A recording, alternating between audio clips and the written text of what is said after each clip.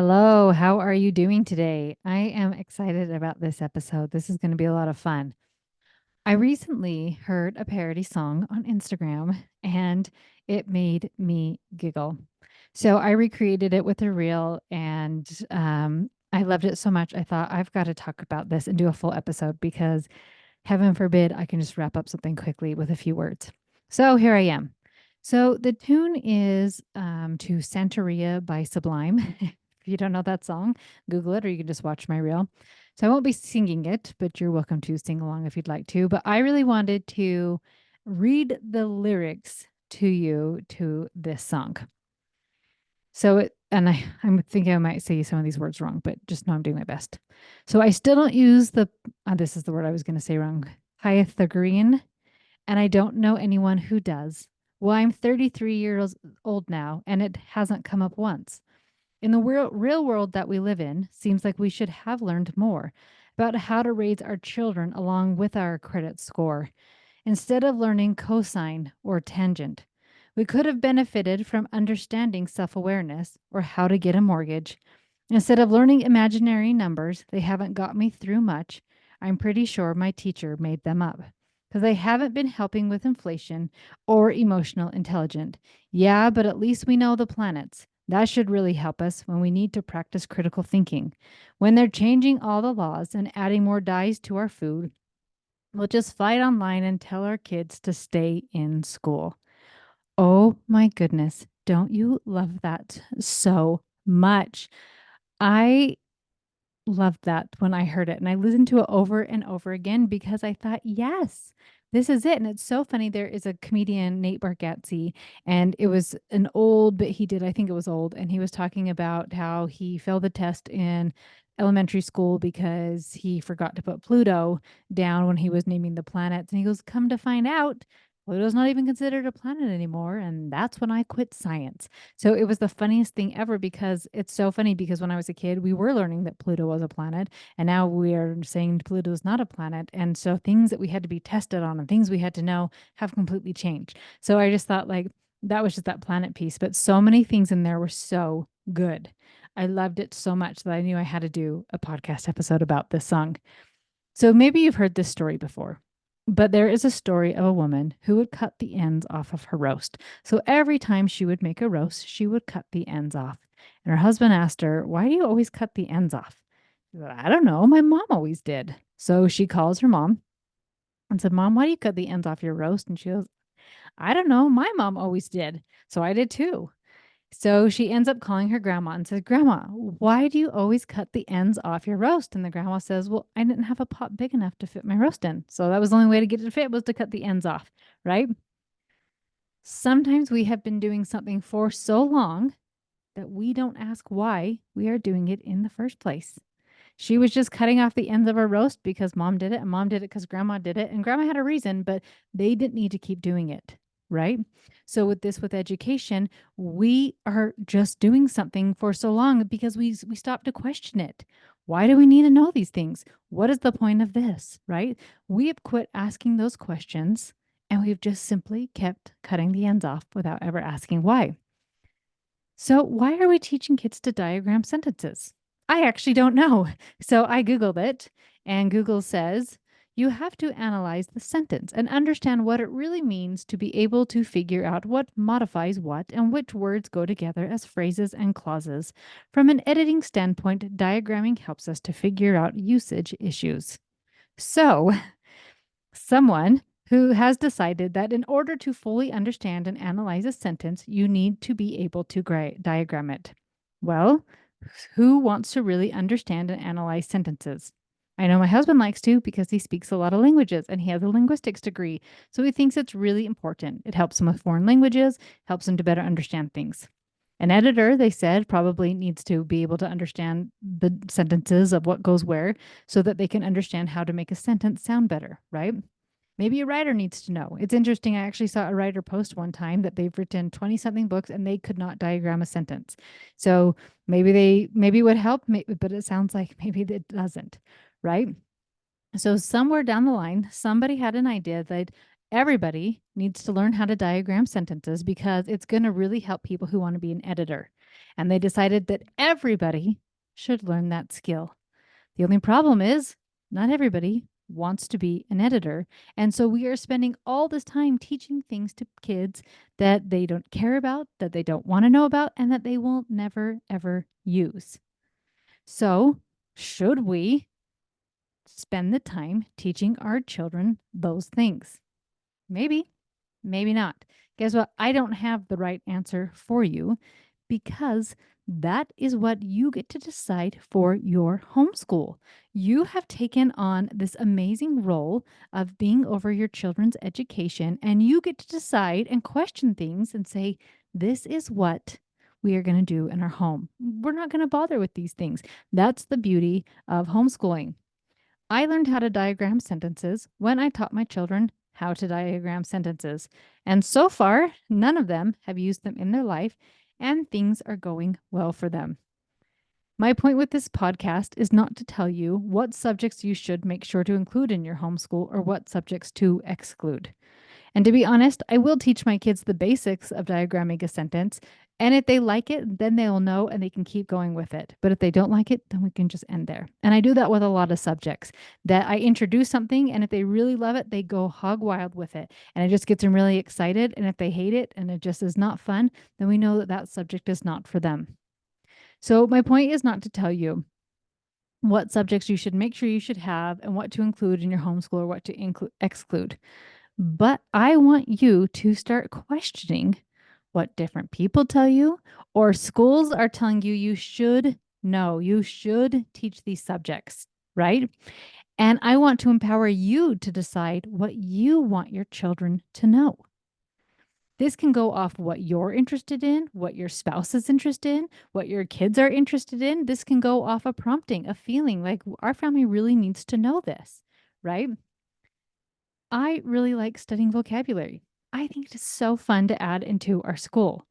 I get a vocabulary book. We've used the book Vocabulary Cartoons for years, and my kids and I will read the word and then we write a sentence about it. And we do this, we go through phases. And so sometimes we do it just once a week and then we take a break with it for a while and then we come back. But it's just been something fun that we included in our school. I also like knowing the root of a word, and we will sometimes throw that into our homeschool as well. So, like I said, we're not doing it all the time, but sometimes we're just bringing in different things into our school. With root words, I like it because it helps my kids to understand different words because they can break them down. And it's fun because my husband loves words so much. So it's so fun to have something that when their dad says, what does this mean? Break this word down, that they're like, okay, I know how to do this. And so it gets to be so fun. It's so fun, interesting too, because a lot of times we are teaching what we are interested in, and we have co-op classes and extracurricular classes as well for the subjects maybe we can't teach or our children are really interested in something. But it's fun to watch what different families do. So if you have a really handy family, so a friend of mine, they're building their own cabin. So part of their school is going down and they are building this cabin together. What a great experience for their education. Maybe for you, that's traveling. And so you are getting hands on experience when you want to know about a culture or you want to know about like an ancient civilization that you've actually been there. So you want to learn about ancient Egypt and you've been to the pyramids and you're like, wow, this is amazing. This is our homeschool. And that's what's really important to you. That's what's so amazing when you get to start teaching what you're excited about and what you want to be teaching. And you can even like hope you feel and hear my excitement for this because when you're excited with something you're teaching, guess how much more receptive your children are, right? So if I'm like, oh, we have to do vocabulary. This is stupid. And we have to do this dumb word. And I don't know how to pronounce it correctly. And I'm sure you're using it wrong, right? They're like, oh, I don't want to do this either. But every time I do vocabulary, I'm like, hey, let's do vocabulary. And it's become this fun thing because I'm excited about it. We actually went through years ago, we went through a Shakespeare phase, and I would read a simplified version of a Shakespeare book, and we would maybe watch little clips here and there. And then my kids would make a movie with them. And these beautiful classics are on my YouTube channel. They're real bad. But we love them so much that we had so much fun making them. And we did that for a while. But now that I don't have a big group of kids home, I don't teach it as much. And it's just not as important to me. If one of my kids were like, wow, I'd really love to study Shakespeare, absolutely, I would bring it back in. But I don't feel like just because some people teach Shakespeare that I have to or should be teaching those things. So I want to tell you what some of the things that I want to take time to teach my children. So this is just a list to give ideas. You once again, you don't have to do any of these, but if some of these resonate with you, you may want to say, "Yes, that is something I want my kids to know." And that's why I like this song where it was talking about we know tangent and cosines, but we don't know how to get a mortgage, or we should have maybe learned how to be have critical thinking, right? The good laws, we know how to break down a sentence. He doesn't talk about that, but that's just me. Okay, so these are some of the things I want my children to know. And as I'm telling you this too, I want you to really think about this and ask yourself, write it down. What do I want my children to know? And I've had my answer given to me, and that is a part of my homeschool, and it's in my lesson plans that I teach and give away and whatnot. But like at the end of the day, you need to decide what do you want and have the confidence and the courage to follow what it is you want. So let me just let you know what some of the things are in my homeschool. I want my children to understand finances. I want them to know how to live an abundant life with money. And it's so interesting as I've gotten into life coaching years ago, right? And I started it with all homeschooling and parenting stuff, and just the more I do it and I'm seeing money, it really is this mindset. It's not because your parents had money or didn't have money that you are the same way, right? It's all about those thoughts, and you create the wealth. And even if something happens and you lose it, if you have that mindset, you can get it right back. And it's so awesome. So really teaching my children to have this abundant life with money and this abundant mindset with money. I also want them to be able to know how to plan for a future and retirement and investments and savings of all that, but still be able to live life and have fun. So how do you save and go on a trip you want to do, right? How do you do both? I want them to know that. I want them to understand credit and how to buy a car, buy a house one day, to do those types of things. I want them to know how to understand their emotions and to be able to take 100% responsibility for how they show up. That one's so much fun and so worth it. I want my children to know how to push through hard things. And I'm going to teach them that by having them help around the house, have them help around the yard. And I also teach that through something that maybe they love.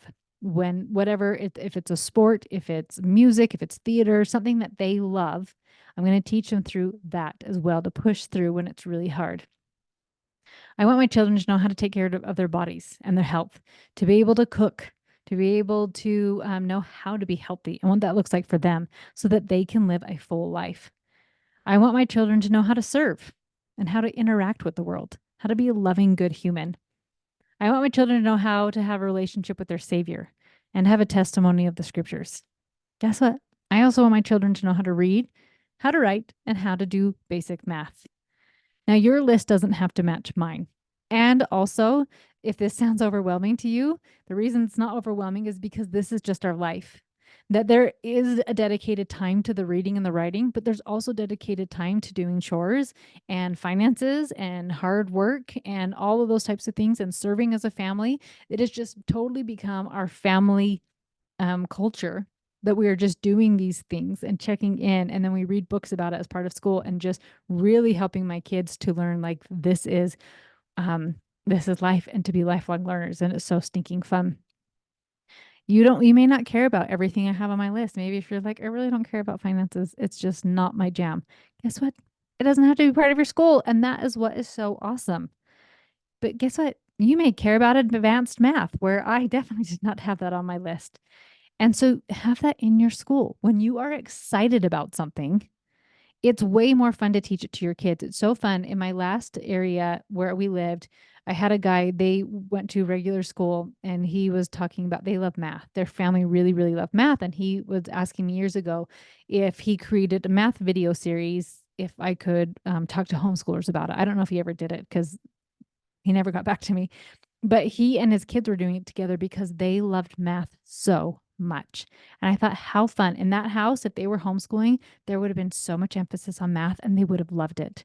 They would have been reading more about awesome mathematicians and what you could do with math and all this amazing things. So I'm not saying any of these subjects are useless. I'm not saying advanced math is useless, because there are people who love it and there are careers that need it, right? So I love just like offering a bunch of things to my kids and going with what they love and question all the things that we've been told so long that we should teach our children about. So I want you to leave today feeling empowered, maybe even excited, my favorite emotion. I want you to decide what you want to teach your kids and question the things that don't make sense to you, like maybe for me, calculus. And remember, you don't have to cut the ends off your roast just because someone else did. Love you so much. Talk to you next week.